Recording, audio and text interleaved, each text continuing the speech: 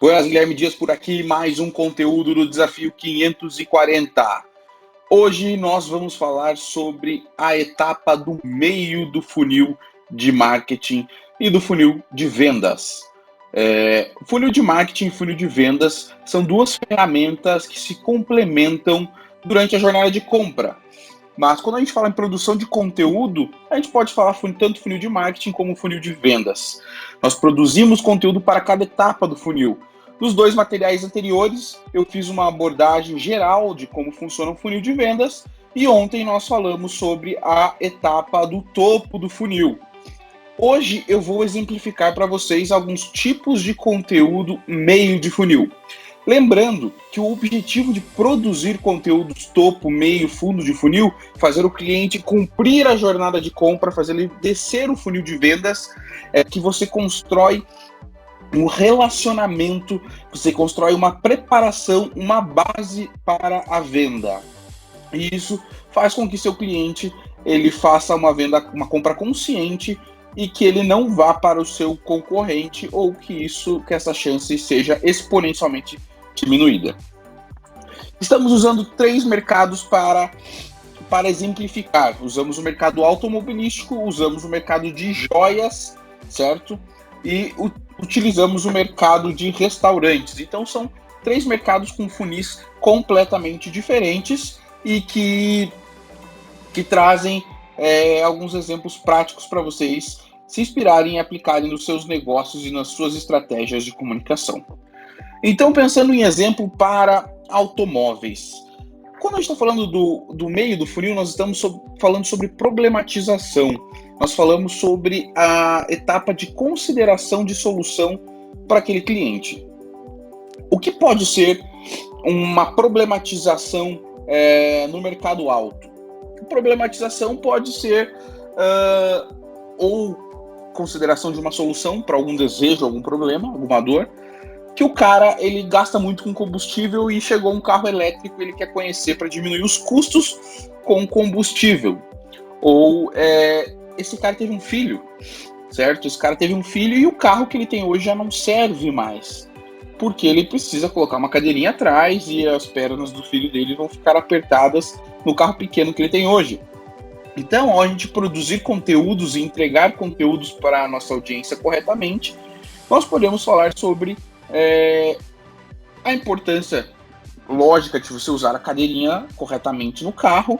A gente pode falar sobre espaço interno, a gente pode falar sobre espaço, conforto e segurança, a gente pode falar sobre airbags na parte de trás, porque se você tem um filho, você vai começar a se preocupar com essas situações. A gente pode falar... a gente falou sobre economia, a gente pode falar sobre tecnologias de navegação nos carros.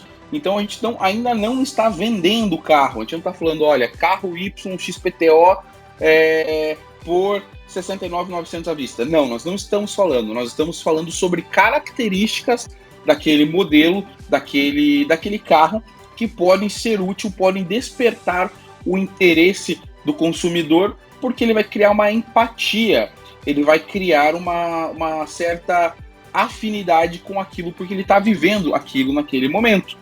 Quando você for apresentar a tua oferta para esse cliente, as chances de conversão aumentam. Quando a gente está falando sobre joias, nós podemos agora tirar algumas dúvidas do cliente no meio do funil.